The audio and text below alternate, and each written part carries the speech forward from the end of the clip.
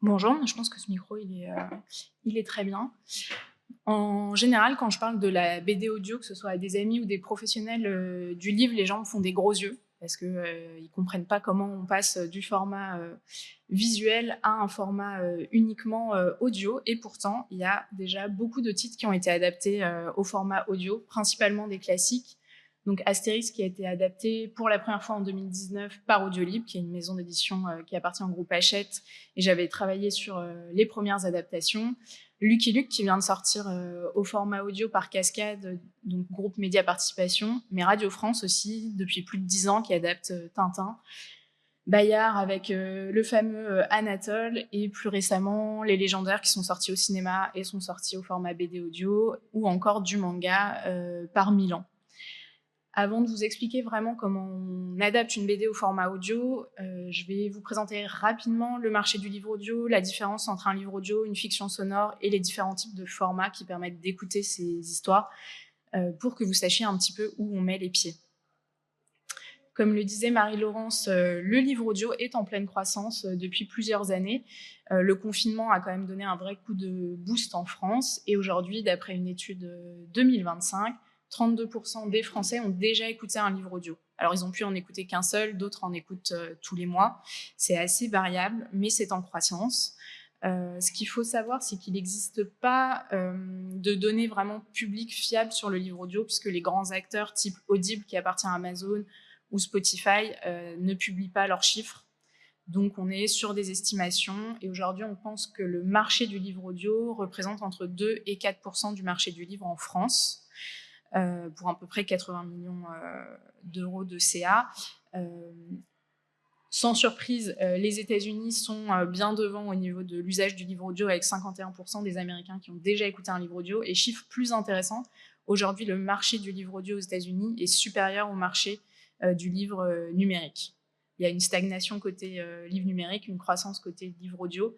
Et en Europe du Nord, comme ils ont des abonnements illimités, il y a un usage extrêmement courant du livre audio, puisqu'en Suède, plus de 60% des livres achetés aujourd'hui sont en fait des livres écoutés, ce qui paraît absolument impensable aujourd'hui en France.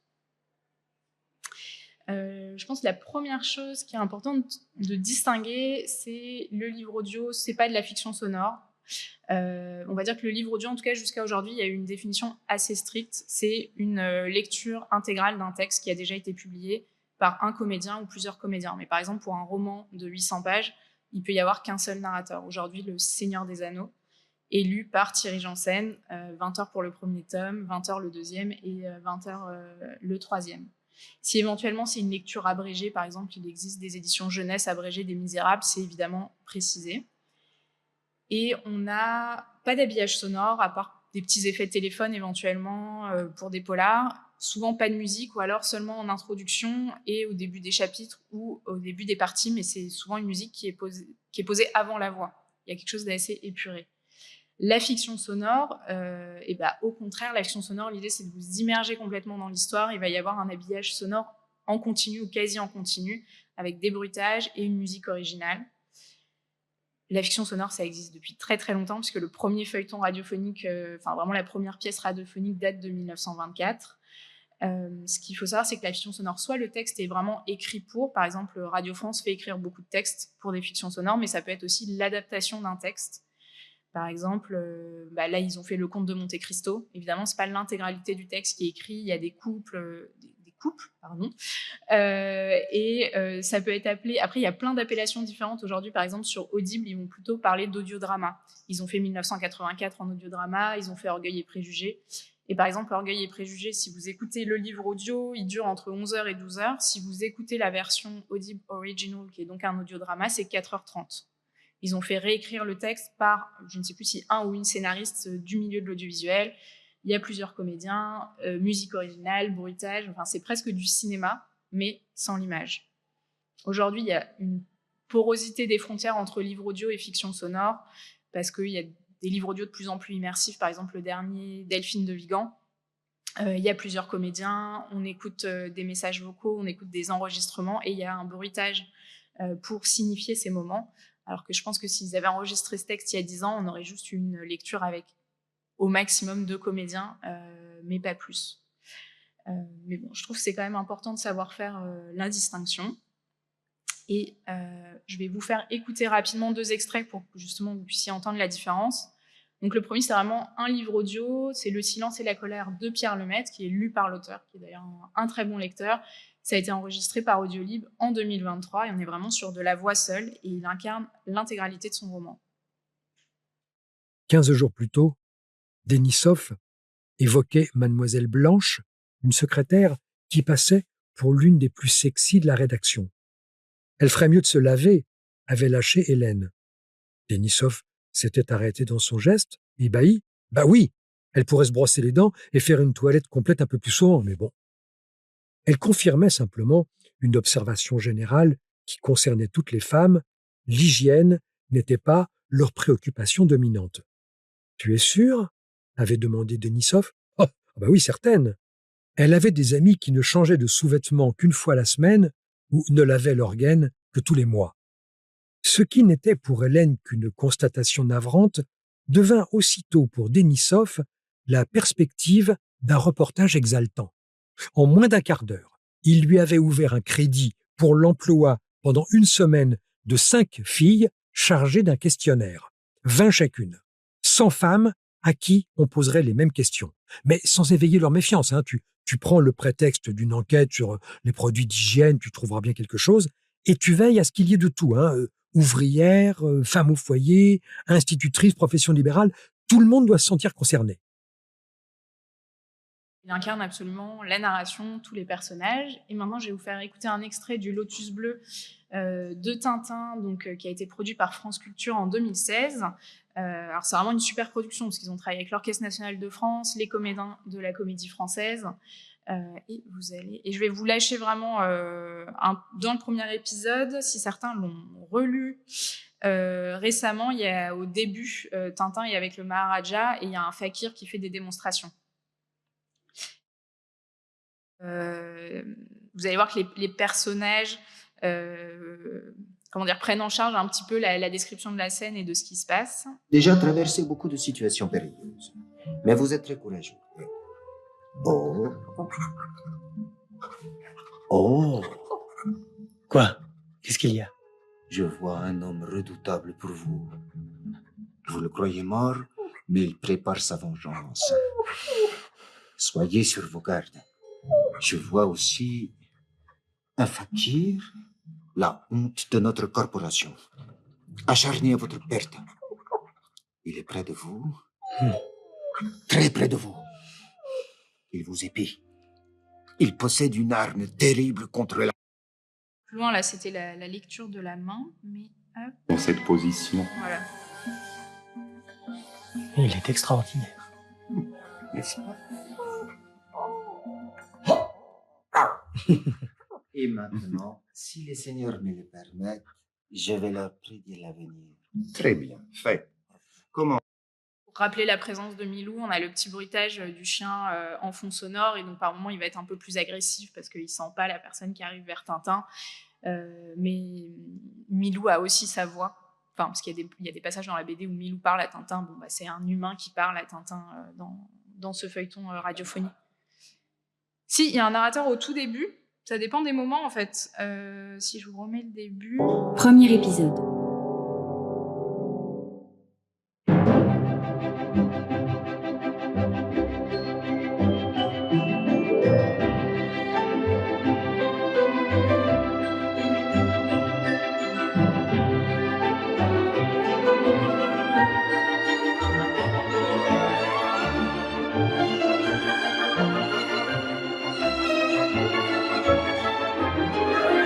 « 15 jours plus tôt, Denisov...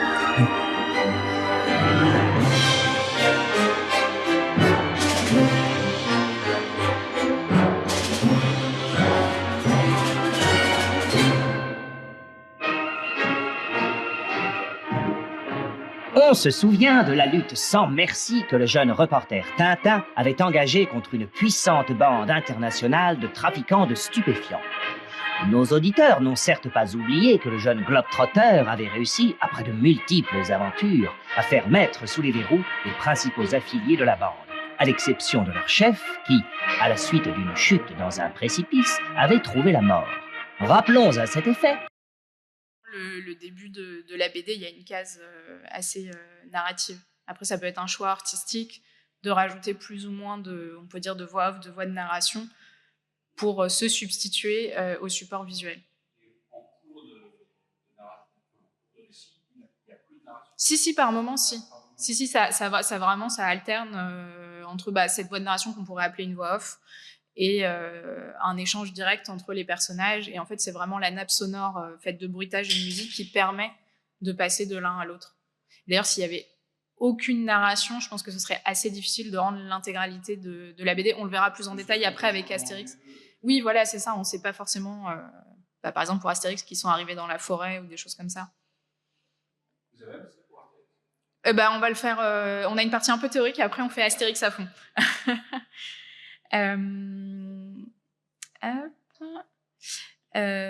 En tout cas, tous ces livres audio, pour les écouter, il existe encore le format CD. Vous avez un exemplaire là d'Astérix sur la table, même si les ventes ont baissé assez drastiquement. Et encore une fois, le confinement a favorisé le basculement du format CD au format numérique, mais les livres audio qu'on écoute en général via son téléphone portable, quelle que soit la plateforme, c'est le bon vieux format MP3 qui existe depuis les années 90, qui est du son compressé.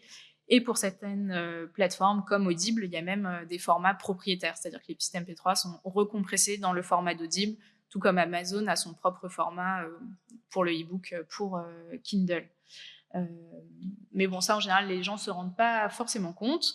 Et il existe aussi un nouveau format, mais qui n'est encore pas diffusé par les plateformes de vente, qui est donc l'audiopub ou le audiobook du W3C, donc sur lequel travaille le DR Lab, en point LPF. Et je vais pouvoir vous faire une petite démo. Je vais juste rechanger d'écran. Donc, ça peut être lu via Thorium. Et là, je vais vous faire écouter un extrait donc, du petit livre du Yes, qui est un livre de Boeck qui a été enregistré par Audiolib. Et on avait envoyé les pistes Wave et tout ce qui est métadonnées et couverture donc à Vincent Gros, qui travaille chez Hachette et qui a généré cet audiopub. Donc là, je vous montre un extrait. Vous allez voir ce qui est vraiment bien dans ce format, c'est que déjà, il y a les fichiers audio, les métadonnées et la couverture, et surtout, on peut naviguer facilement dedans. On peut mettre des marque-pages, ce qui n'est pas toujours possible sur les logiciels d'écoute qui sont utilisés. Par exemple, Spotify maintenant intègre le livre audio dans son abonnement premium. Par contre, vraiment, quand vous voulez regarder la liste des chapitres, vous avez juste track 1, track 2. Voilà, j'imagine qu'ils vont faire évoluer, mais au départ, c'est une plateforme de musique. Donc les usages ne sont pas forcément adaptés pour l'audio. Nextory, c'est pas mal ce qu'ils font. Ça, c'est... échanger. Par exemple, je peux retourner. Il reconnaît pas ma... Bon, on va aller dans le... Je m'étais fait un marque-page. Hop. Aura davantage disposé à lui. Ça me renvoie, mais vraiment en plein milieu du texte, là où j'avais mis mon marque-page. Venir en aide dans le cadre de l'un de ses propres projets. Et avec un comédien, hein, c'est bien une interprétation humaine, on n'est pas sur du text-to-speech. Là, c'est vraiment un extrait, hein, le livre n'est pas en entier, mais donc voilà, si j'ai envie d'aller écouter le chapitre 2. Chapitre 2, échanger. En créant autour de vous une culture de l'échange, tout le monde sera... Voilà. Et donc, ce format AudioPub, c'est un format ouvert, c'est vraiment l'équivalent de l'EPUB, si vous voulez. Donc peut-être qu'un jour, il sera adopté par les plateformes de vente, mais ce n'est pas encore le cas. Donc pour en tout cas les livres audio qui sont vendus, vous pouvez retenir que dans l'ensemble, c'est du format MP3. Ensuite, pour tout ce qui est feuilleton radiophonique, fiction sonore, soit c'est produit vraiment par la radio, pour la radio comme Radio France, donc soit c'est diffusé en direct ou vous l'écoutez en replay, soit c'est de la fiction sonore type podcast natif, donc vous l'écoutez via des applications de podcast ou tout simplement via un site web. Arte Radio, qui propose du son à la demande, existe quand même depuis 2002, je pense qu'on s'en rend pas forcément compte. Après, ces fictions sonores peuvent aussi être vendues comme un livre audio. Par exemple, tous les audiodramas proposés par Audible font partie de l'abonnement d'Audible. Et donc, il faut être abonné à Audible pour pouvoir en bénéficier. Et les BD audio, là, toutes les couvertures que je vous ai montrées avant, c'est considéré comme du livre audio. C'est vendu, vous l'achetez soit à l'unité, soit vous êtes abonné à une plateforme, soit elles existent éventuellement sous format CD, mais je pense qu'il n'y a que Astérix qui existe encore au format CD. Je vous avais fait une petite... bon, ça reprend juste la diapo de Thorium. Et avant de passer vraiment au cas d'étude d'Astérix, je voulais faire un point aussi sur la convergence entre livre audio et livre numérique, puisque les technologies de text-to-speech existent depuis des années, et d'ailleurs, via Thorium, on peut faire lire l'EPUB qu'on a chargé dans Thorium. Enfin, là, on voit qu'il y a du coup le petit logo avec le casque, mais c'est une voix de synthèse qui prend en charge la lecture, donc avec en général assez peu d'interprétation, et de nombreuses applications de lecture le permettent, mais depuis à peu près 1 an, voire moins, il y a plusieurs plateformes dédiées au livre audio qui proposent de basculer du livre numérique au livre audio enregistré par un comédien ou une comédienne professionnelle. Je m'excuse pour la slide suivante parce qu'on est sur une petite couverture très affriolante de romance, mais sur Nextory, les premiers tests qu'ils ont faits, c'est avec des romances à tendance érotique.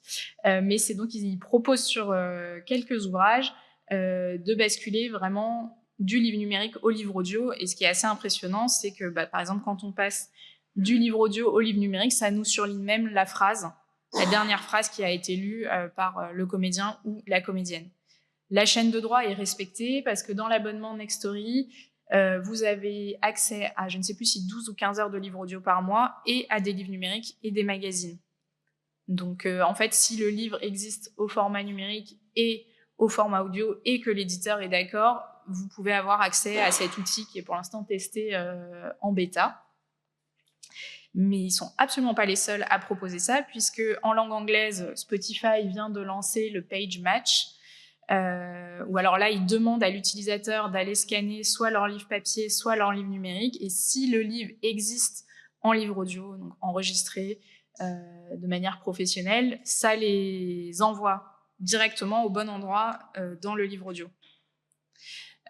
Comme c'est uniquement sur le Spotify UK-US, j'ai pas pu tester en direct.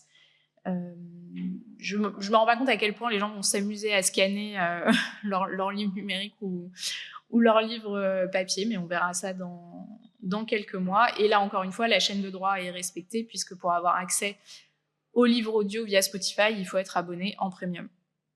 Et il faut posséder de son côté le livre numérique ou le livre papier pour pouvoir sauter de l'un à l'autre. Et Audible l'a aussi lancé en langue anglaise. Donc là où il faut avoir le livre au format Kindle, via sa bibliothèque Kindle, et être abonné à Audible. Donc si vous avez les deux dans votre bibliothèque, dans votre double bibliothèque, on va dire, vous avez un petit bouton qui va vous proposer de passer d'un mode de lecture à l'autre. Voilà. Mais pour l'instant, là, je dirais que vraiment la nouveauté, c'est le fait que vous passez du livre numérique à un livre audio où il y a une vraie interprétation et pas uniquement à du text-to-speech. Même si je ne vous cache pas que la question des voix clonées inquiète toute la chaîne du livre audio, et en premier lieu les comédiens qui ont peur de perdre une partie de leur travail. Bon, aujourd'hui, l'interprétation n'est pas forcément à la hauteur pour que les gens aient envie d'écouter un livre audio intégralement par voix clonée, mais d'ici quelques années, c'est fort possible que le back catalogue soit accessible en livre audio lu par des voix clonées, et que ce soit les nouveautés uniquement qui soient publiées au format livre audio avec une interprétation humaine. Et surtout, ce qu'on voit déjà aujourd'hui, c'est que les éditeurs de livres audio essayent de plus en plus de se distinguer d'un livre audio, on va dire, classique, assez épuré, voix seule. Ils vont de plus en plus, ils essayent de faire ce qu'ils vont appeler des lectures tandem, donc avec par exemple 2 comédiens, du livre audio immersif, du livre audio multivoix. Après, chacun y va un petit peu de son label, de son logo. Mais Il y a plusieurs personnes qui le disent, c'est qu'on va aller vers un marché sûrement à plusieurs vitesses, avec du back catalogue en voix clonée, des nouveautés encore en voix seule, mais aussi beaucoup de super productions avec plusieurs comédiens, musique, bruitage. Là, par exemple, Audible, ils ont sorti un Harry Potter avec 200 comédiens.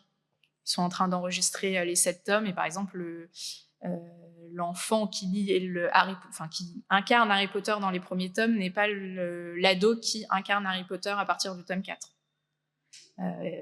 Bon, après, c'est des moyens incroyables, et ça marche parce que c'est la licence d'Harry Potter et c'est uniquement en langue anglaise.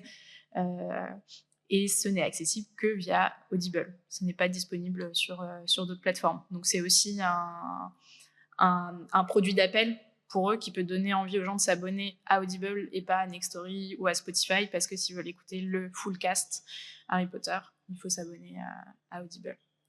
Est-ce que vous avez des questions sur les définitions, les formats? Non? On passe à Astérix. Donc, en 2019, Audiolib a acheté les droits de quelques titres d'Astérix aux éditions Albert René pour les adapter en BD audio, ce qui était quand même innovant pour l'époque. On a travaillé avec 7 comédiens, un bruiteur professionnel, on a fait composer une musique qui ensuite a été réutilisée de tome en tome. Nous, on va travailler davantage, on va dire étudier comment a été adapté le combat des chefs, et je vous lance un premier extrait. Audiolib présente Le combat des chefs, une aventure d'Astérix, d'après l'album de René Goscinny et Albert Uderzo, avec les voix de Jean-Claude Gondat, Guillaume Briat, Bernard Allan, Emmanuel Curtil, Julien Châtelet, Stéphane Rouchevski et Caroline Klaus. Raconté par Dominique Pinon. Nous sommes en 50 avant Jésus-Christ. Toute la Gaule est occupée par les Romains. Non. Un village peuplé d'irréductibles Gaulois résiste encore et toujours à l'envahisseur. Et la vie n'est pas facile pour les garnisons de légionnaires romains des camps retranchés de Babaorum, Aquarium, Laudanum et Petit Bonhomme. Ce qui est très pratique dans Astérix, c'est qu'il y a toutes les cases jaunes qui correspondent à de la narration. Et là, c'est Dominique Pinon qui a été choisi pour être ce narrateur.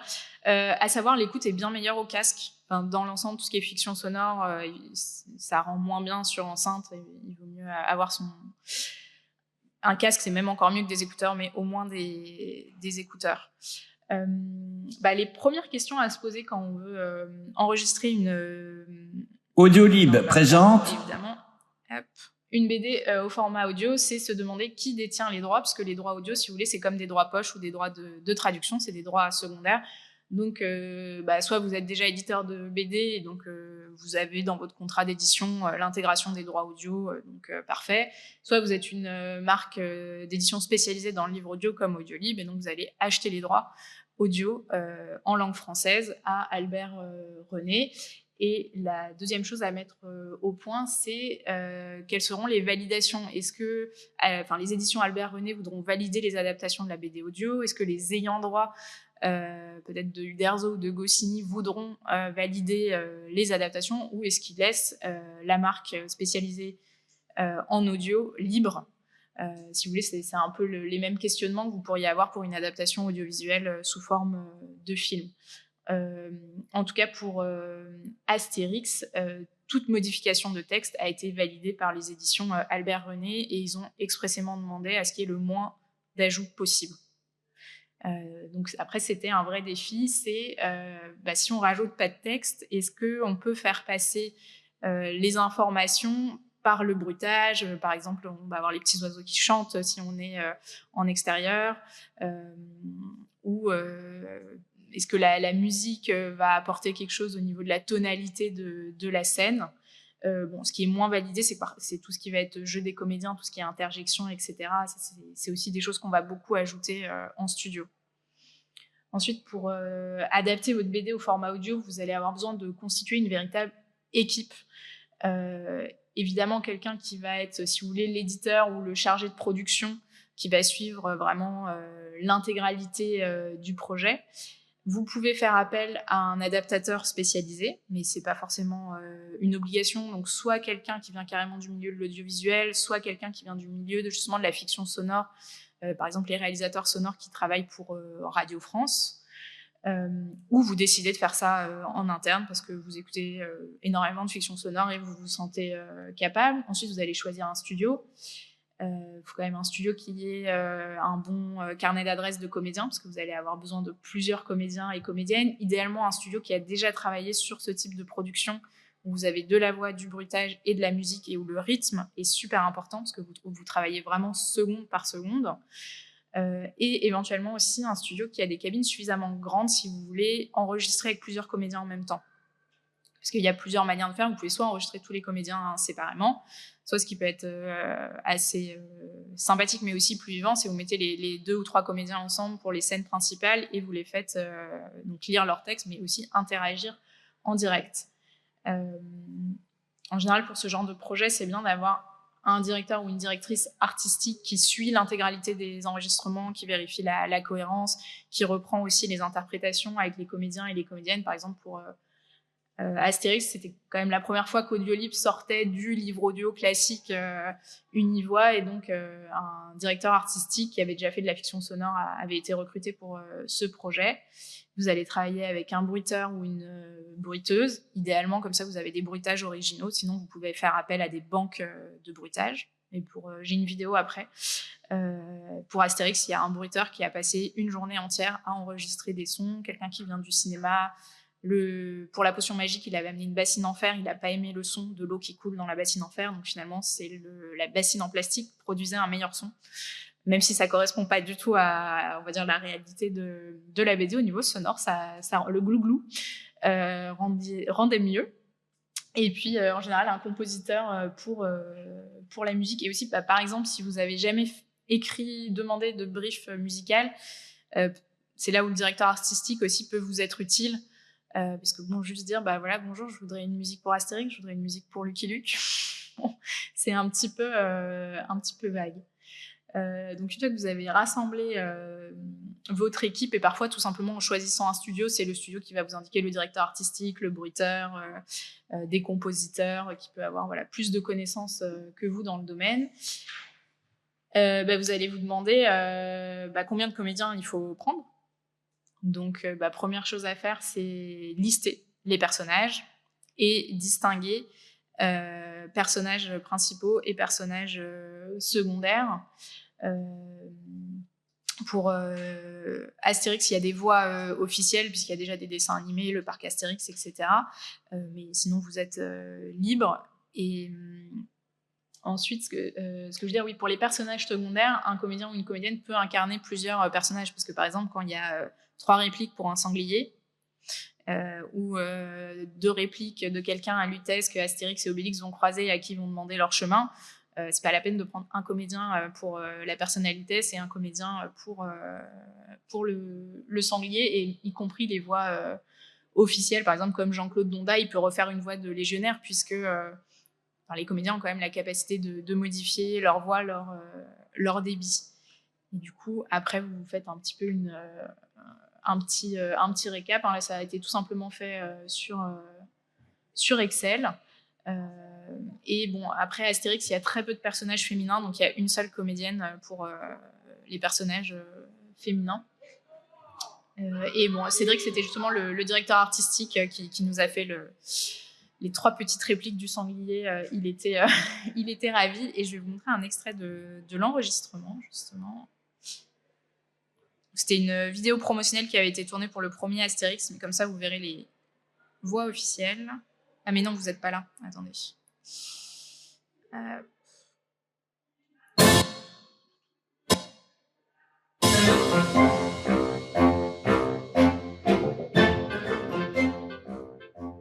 Tu viens manger le sanglier avec moi? Je viens dans quelques instants, j'ai encore 2 milliards à livrer. Je ne crois pas qu'il soit un Gaulois. Je crois que tu es un espion romain.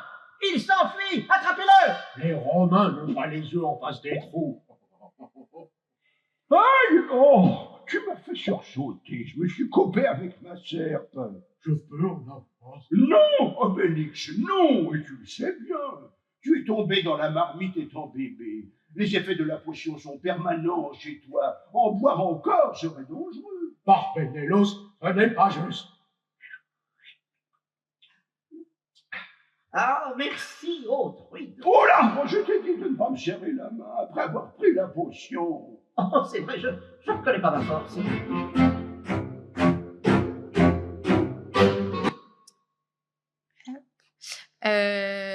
Là, l'avantage avec Astérix, c'est que comme il y a des voix officielles, ils ont déjà la voix de... pardon, c'est pas comme ça. Ils ont déjà leur voix Astérix, leur voix Obélix, leur voix Panoramix. Il n'y a pas de recherche de voix à faire au début. Pourquoi ça n'a pas mais sinon, on peut passer plus de temps en studio pour réussir à trouver la bonne voix. Et surtout, autant pour un livre audio classique, évidemment, il y a de l'interprétation, mais on reste sur quelque chose d'assez modéré parce que souvent, c'est long. Et donc, on est plutôt sur une lecture coin du feu, comme si on racontait une histoire à quelques personnes. On n'est pas au théâtre, on ne va pas projeter sa voix, on ne va pas surjouer. Autant pour tout ce qui est BD audio, fiction sonore ou histoire jeunesse, on va demander aux comédiens de beaucoup plus incarner les personnages. Là, vous avez bien vu, ils y vont quand même plutôt à fond. C'est pas caricatural, mais ils vont faire des petits bruits, ils vont rigoler, ils vont être plus dans une interaction directe. On va pas justement être dans des voix de narrateurs. Donc ça, c'est souvent quelque chose qu'on va aussi doser en studio. Et par exemple, un comédien qui a l'habitude de jouer au théâtre, la première fois qu'il enregistre un livre audio, des fois, on va lui demander d'en faire moins. Parce qu'il projette trop la voix, qu'il en fait trop. Et au contraire, peut-être que quelqu'un qui n'a pas l'habitude de la fiction sonore, on va lui dire non mais vas-y, lâche-toi, là, tu peux rire. Et justement, on va avoir besoin d'enregistrer des rires, des respirations, des bruits d'effort, etc. pour faire toute cette nappe sonore et que ce soit le plus réaliste possible. Donc ça, on a vu. Et donc voilà, tout ça, c'est après vous avez choisi vos comédiens, mais on a parlé un petit peu de l'ADA, mais en fait, avant d'arriver en studio, vous allez quand même préparer votre texte parce que vos comédiens, ils vont pas lire la BD en studio. Enfin, déjà, honnêtement, c'est illisible. Si j'ai une toute petite case avec un micro, j'ai pas le droit de me désaxer, c'est pas gérable. Donc la première étape, c'est tout simplement passer tout le script sous Word. Parce que ce qu'il faut savoir aujourd'hui, c'est qu'en tout cas pour les éditeurs de livres audio historiques, tout le monde vient du milieu du livre en premier, donc on a l'habitude d'utiliser Word, on a l'habitude d'utiliser des PDF, on n'a pas forcément d'outils dédiés. Donc oui, la première étape, c'est d'avoir un fichier texte et ensuite on va travailler réplique par réplique et bon, si besoin, on va surligner les répliques d'un tel en couleur ou faire des scripts différents pour chacun. Et au niveau de l'adaptation en tant que telle, on va se demander déjà si on rajoute ou pas des éléments. Peut-être, même si les comédiens jouent et ont chacun leur propre voix, on peut quand même se demander est-ce que c'est évident qu'ils se parlent l'un à l'autre, est-ce qu'on rajoute une adresse, est-ce que ça peut être drôle de rajouter le nom du personnage parce qu'il y a un jeu de mots dessus. Est-ce qu'on sait où se trouvent les personnages parce que on n'a plus d'images, donc est-ce qu'on sait qu'ils sont en forêt, dans une maison, au sein du Colisée, des choses comme ça. Est-ce que les gags visuels, on peut les traduire par des bruitages? Est-ce qu'il faut qu'on les raconte? Est-ce qu'on fait une croix dessus? Parce que il y a des choses, franchement, ça passe pas forcément à l'audio. Il vaut mieux couper un petit morceau que de faire un truc ennuyeux à mourir qui nous sort complètement du rythme. Est-ce qu'on rajoute justement des interjections, des quoi, des a, des o? Donc ça peut venir aussi un peu plus en studio. Et un défi qu'on a souvent en BD, c'est tous ces animaux qui parlent. Qu'est-ce qu'on en fait? Là, Milou, on a entendu dans l'adaptation Radio France, on l'entend beaucoup en fond sonore, et puis quand vous l'avez pas entendu, mais quand il parle assez normalement. Il y a, je sais plus si je vais vous faire écouter ou pas tout à l'heure, Idéfix, par exemple Jolly Jumper dans l'adaptation là, de Lucky Luke par cascade. Donc c'est une voix humaine, mais il y a un petit effet d'éloignement, un petit peu comme s'il était un peu plus lointain. Mais je vous avoue que la première fois que j'ai entendu Jolly Jumper parler, je me suis dit ça doit être Jolly Jumper. Enfin, ça me paraît logique. mais je suis pas sûre, quoi. Et ce qui est pas mal fait, c'est il y a Black Sad qui a été adapté par Blind, qui est un studio lyonnais qui est spécialisé dans tout ce qui est fiction sonore et BD audio, et qui d'ailleurs a travaillé sur le Lucky Luke.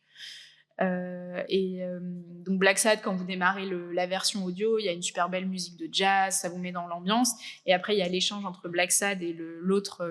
Donc Black Sad, c'est le détective, et le Doberman, c'est le policier, et à la fin il y a un peu de tension entre les deux, et c'est seulement à ce moment-là qu'on entend le bonhomme qui joue le policier Doberman, il se met à un peu grogner comme le ferait un chien. Et c'est bienvenu parce que ça nous rappelle tout d'un coup que dans Black Sad, en fait, c'est pas des humains, mais des animaux, parce que on va pas se mettre à faire des petits miaou partout, ou des aboiements. Donc ça, c'est vraiment un défi quand même de qu'est-ce qu'on fait de tous ces animaux qui parlent dans les BD. Et peut-être juste avant de vous faire écouter plus d'extraits d'Astérix, je vais vous mettre un court extrait du Lucky Luke. Moi, j'ai trouvé que dans le Lucky Luke, justement, ils prennent davantage le parti d'une voix de narration. Il y a plus de voix off, je trouve, que dans d'autres adaptations de BD. Je vais vous mettre un extrait. Donc c'est sur. Vous allez voir, ça saute. Enfin, on va pas écouter tout le début. C'est des extraits de 3 moments différents. L'un d'entre eux, le plus fort de tous peut-être, nous le connaissons bien. Cet homme, c'est Lucky Luke. Oh, hey. Et son fidèle destrier, robe blanche et air digne, c'est bien sûr Jolly Jumper. Enchanté. Alors que le soleil de l'après-midi darde ses chauds rayons, les deux compagnons atteignent justement... Ça, c'est le deuxième extrait. Pendant ce temps, Calamity Jane continue son emménagement et remplace même le fronton du saloon. On peut maintenant y lire Calamity Jane Saloon, salon de thé réservé aux dames. Hey, salut Lucky Luke! J'ai réfléchi à ce que tu m'as dit. Et en effet, j'ai pensé qu'il fallait donner un peu de respectabilité à cet établissement. J'ai donc réservé une partie du saloon pour en faire un salon de thé où les dames pourront se réunir. Voilà, vous voyez, il y a pas mal de narration, de voix off. Mais ça, c'est vraiment un choix artistique. Et ensuite, hop, j'ai essayé de vous faire des petits montages planches et audio. Alors ça, c'est vraiment le tout début qu'on a écouté, où il y a eu, à vrai dire, il n'y avait pas besoin d'adaptation. Vous voyez, le texte, on a juste rajouté un « quoi », parce qu'en fait, ça coulait un petit peu de source. Voilà. Et par contre, j'espère que c'est suffisamment lisible la planche, mais je vais vous lancer l'extrait sonore correspondant. Il est entièrement à notre service. Et il est fort comme le forum. Par Minerve, allons sur l'heure voir ce chef dont tu me parles. Il habite le village de Sérum et il se nomme Aplus Begalix. Et tandis que le centurion Langélus et son aide de camp Perclus partent en triporteur, dans le village de Sérum... Par Jupiter et Toutatis, tu as encore tes bras et ta moustache. Je t'ai déjà dit que je voulais des cheveux courts et des toges. Nous sommes des gallo-romains. Mais ça me fait froid partout, chef. Bon, mais pour commencer, nous allons bâtir un aqueduc. Un aqueduc? Mais... Donc voilà, là il y a finalement assez peu d'ajouts, juste on rappelle le nom des 2 centurions au lieu de dire les Romains, et là Aplus Begalix décrit rapidement le fait qu'il a encore ses tresses et les braies pour rappeler comment s'habillent les Gaulois par rapport aux Romains, et en fait ça fonctionne, et vous n'avez pas la case d'après, mais il envoie bouler son villageois parce qu'il n'a pas respecté la norme de s'habiller comme un Romain. Il est entièrement à notre service. Hop. Vous voyez là, c'était en rouge les quelques ajouts. Donc ça, c'est vraiment un fichier de travail. C'est pas ce qu'ont les comédiens, parce que l'idée n'est pas de perturber. Les comédiens, ils ont juste du texte en noir. L'idée n'est pas de les perturber. Est-ce qu'on a ajouté ou pas quelque chose? Et il y a un petit peu il commence à y avoir aussi des références on pourrait dire de didascalie, mais qu'est-ce qu'on va demander, le pas de course, le souffle des porteurs, le fait qu'on entende un paf, etc. Et une autre planche, donc là je vous laisse une seconde pour la lire, mais donc c'est les Romains qui arrivent chez Appius Bégalix pour lui demander de combattre un chef gaulois. Et lui, il est tout flambant, il dit « mais oui, bien sûr ». Et puis là, il apprend que c'est Assurance Tourix et il lâche tout. Je vous envoie l'extrait. Oh, Appius Bégalix. Ave César, bienvenue à nos envahisseurs bien-aimés. Désolé de t'envahir, mais le centurion Langélus et moi-même voudrions avoir un entretien avec toi. Entrez donc. Ma maison, ma domus plutôt, sera honorée par votre présence. Mais oui. Oh, très joli patio. Peu après, allongé dans une salle ornée de bustes de Jules César et de l'antique devise Rome suit Rome, Perclus expose son plan à leur hôte. Vous connaissez la coutume du combat des chefs. Nous voudrions que vous vous battiez contre un chef et que vous preniez le commandement de sa tribu après votre victoire. Rien de plus facile. Qui est ce malheureux chef? Ce sera un massacre. Abraracourcix. Abraracourcix? Mais ce sera un massacre. Personne ne songe à défier Abraracourcix. La potion magique du druide Panoramix lui donne une force surhumaine. Eh oui! Voilà. Donc là, par exemple, c'était important de rajouter le Rome Sweet Rome, qui est quand même un détail drôle. Et Dominique Pinon a été choisi notamment parce qu'il a ce ton assez flegmatique, quoi. Il fait bien passer l'ironie avec finalement assez peu de jeu. Est-ce que vous avez des remarques sur cette adaptation? Est-ce que ça vous a plu? Ouais, plutôt. Oui. Il y a une question, en fait. La personne qui écoute n'a plus aucune info sur les éléments de contexte.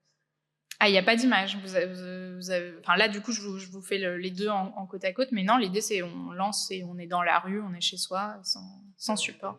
Ah! Par exemple, dans l'univers narratif, ça se passe dans un village. Il y a très peu d'infos qui disent que ça se passe dans un village. Alors, au tout début, quand même, on parle du village des irréductibles gaulois. Oui, mais après... C'est pas redit, c'est pas... Après, là, c'est vrai qu'Astérix, on part un peu du principe que ça fait partie de la culture populaire.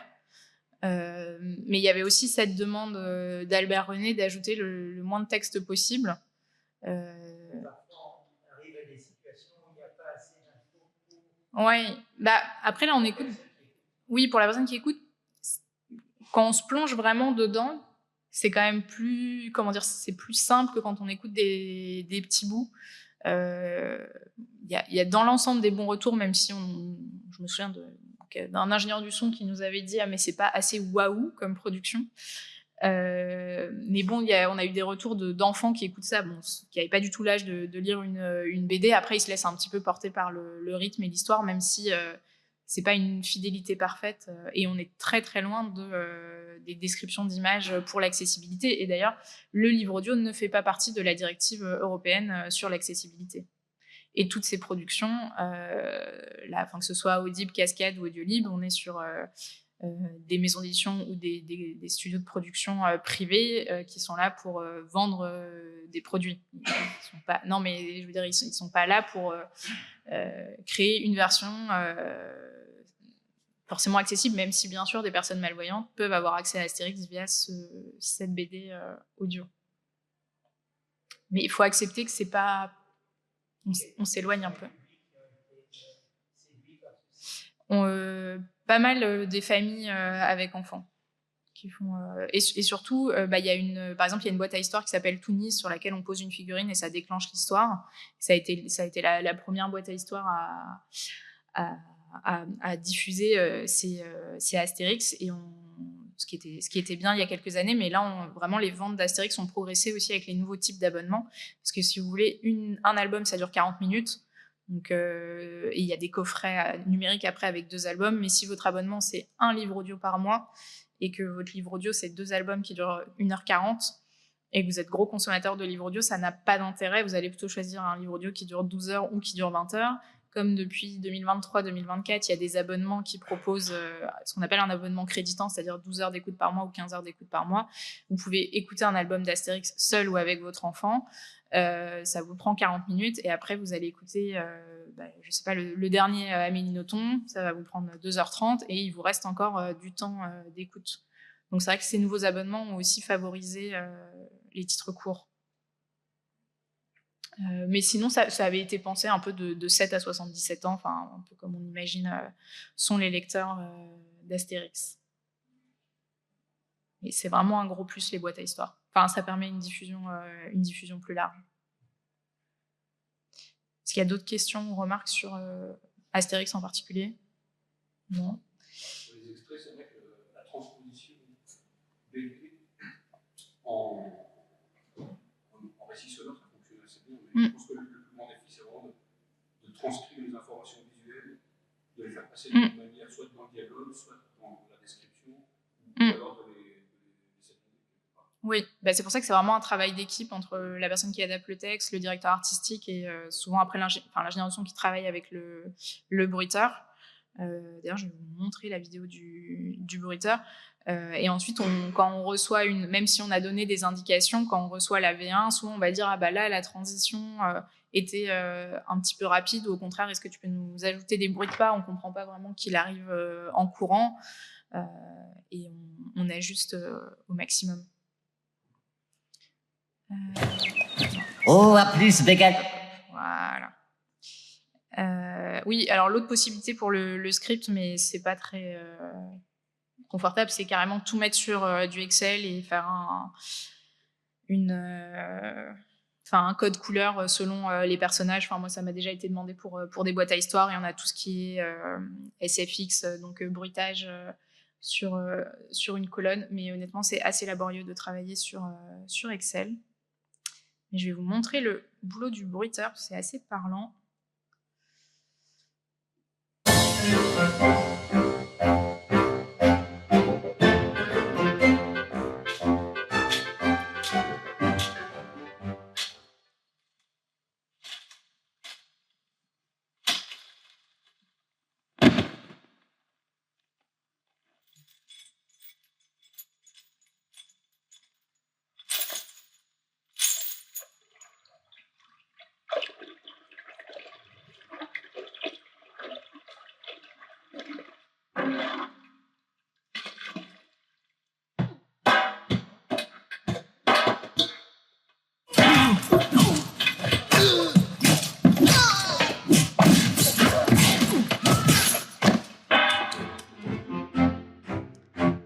Le deuxième bonhomme qu'on voit après, c'est le directeur artistique qui était venu prêter main forte pour taper.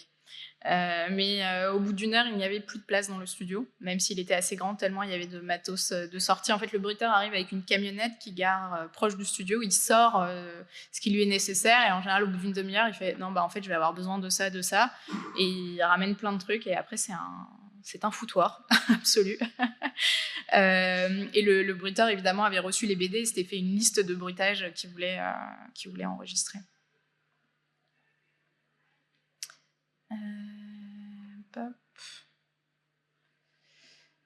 Et si le sujet vous intéresse, il y a un blog d'Arte Radio qui s'appelle Audioblog, où il y a plein d'interviews et de conseils sur comment créer sa propre fiction sonore. Parce qu'il y en a beaucoup qui sont disponibles sur Arte, et ça fait vraiment partie des meilleures ressources, en plus gratuites, sur le sujet.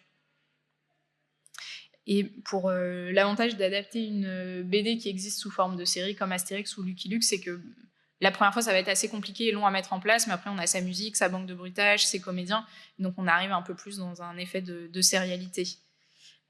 Mais en tout cas, voilà, Astérix, c'est vraiment pas la seule occurrence. Il y a Black Sad, dont je vous parlais, les culottés de Pénélope Bagieux aussi, qui ont été adaptés en BD audio.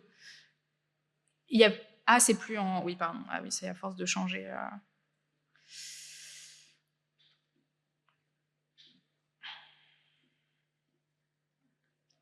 L'avantage des culottés, c'est que c'est assez narratif aussi pour l'adaptation. Les Légendaires, dont je vous parlais, qui est une série jeunesse, comme il y a eu l'adaptation en film, Lizzie s'est dit, tiens, si on faisait la BD audio. Cascade a fait la même chose avec Les Enfants de la Résistance, qui sont sortis en film cette année.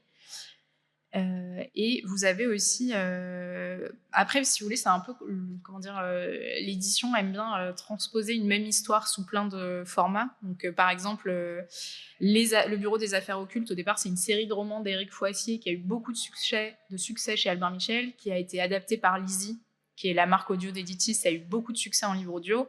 Albin Michel a fait une BD dans l'univers des affaires occultes, et cette BD a été adaptée en BD audio par Lizzie. Donc maintenant, on attend le film ou la série. Mais vous voyez, ça dure 1h40, et si vous l'achetez à l'unité au format audio, c'est quand même 17,99 €. C'est beaucoup plus intéressant d'avoir un abonnement qui, en général, se trouve entre 9,99 € et 12 ou 15 € au maximum par mois. Et juste pour vous donner encore quelques exemples, il y a l'École des loisirs a une grosse production de livres audio, soit livres audio assez classiques avec une voix, mais ils se sont mis aussi à faire ce qu'on peut appeler plutôt de la fiction sonore, que eux vont appeler de la série audio. Par exemple, Les Mémoires de la Forêt, qui est un roman jeunesse, alors, premier lecteur, enfin 8 ans à peu près. Ils ont carrément fait des chansons originales qui complètent la lecture. Enfin, c'est assez mignon. Et eux, ils proposent en plus, pour une partie de leur texte, des lectures guidées audio où on a il me semble que c'est en EPUB. Il y a l'EPUB avec la lecture audio par une comédienne et le texte qui est surligné au fur et à mesure. Donc, vous voyez, pour Verte, par exemple, qui est un classique de Marie Desplechin, vous avez le choix entre le format imprimé, le format livre audio, vous n'aurez que du MP3, le livre numérique simple, ou la lecture guidée audio, où vous êtes obligé d'utiliser... Il y a deux lecteurs, deux applications de lecture qui permettent de suivre la lecture guidée audio. Et donc, pour conclure, en tout cas, passer de l'image, que ce soit un album jeunesse ou une BD, à la fiction sonore, c'est vraiment un espace de créativité où on va avoir beaucoup plus de jeux et d'interprétation que dans un livre audio classique. Il n'existe pas ou encore peu d'outils de pré-production. On bricole vraiment, comme je vous disais, avec du Word, du Excel, ensuite en PDF ou des choses comme ça. Marie-Laurence m'avait parlé d'un logiciel espagnol qui propose un workflow complet, mais ils m'ont pas encore donné accès à la démonstration. Et donc finalement, on mélange un peu des manières de faire à la fois des maisons d'édition, donc avec plutôt cet univers du papier, et les manières de faire d'ingénieurs du son, puisque le studio peut aussi avoir l'habitude de faire du doublage ou du dessin animé et avoir accès à d'autres outils, et vont être un petit peu surpris d'avoir un Word un peu simple pour travailler. Donc c'est sûr que là, il y a vraiment pas mal de choses à imaginer pour que ce soit plus simple en pré-production, et même ensuite en enregistrement, parce qu'on a un peu peur d'oublier des répliques. Parce que je vous avoue que quand vous voyez 5 comédiens en 2 jours, vous avez quand même peur d'oublier une réplique, et si vous avez oublié une réplique, il faut faire revenir le comédien, qui vient venir pour 10 minutes, c'est un peu absurde. Donc voilà, à voir si quelqu'un se lance pour créer un outil. En tout cas, le livre audio et plus largement de la fiction sonore, c'est un marché vraiment en pleine expansion, et parmi les défis, comme on a cité tout à l'heure, il y a vraiment la nécessité de distinguer les contenus voix clonée, voix de synthèse, des contenus qu'on appelle interprétation humaine en France, en tout cas, donc interprétation par des comédiens ou des comédiennes professionnelles. Et il y a ce petit label qui a été créé par la commission livre audio du syndicat national de l'édition en France, donc le SNE, qui est un kit graphique que tout le monde peut télécharger sur le site de la commission livre audio, et qu'on peut ensuite apposer sur ses couvertures pour témoigner que ça a bien été enregistré par des humains et pas par des voix clonées. Donc on est plutôt dans la communication positive. Et aussi toutes ces super productions multivoix, et ben maintenant, là je vous ai pas mis de couverture, mais souvent il y a des petits macarons sur la couverture avec écrit en gros multivoix ou immersif, justement pour donner envie aux audiolecteurs d'écouter quelque chose qui sorte de l'ordinaire. Est-ce que vous avez des questions? Non, c'est tout bon. Bah merci.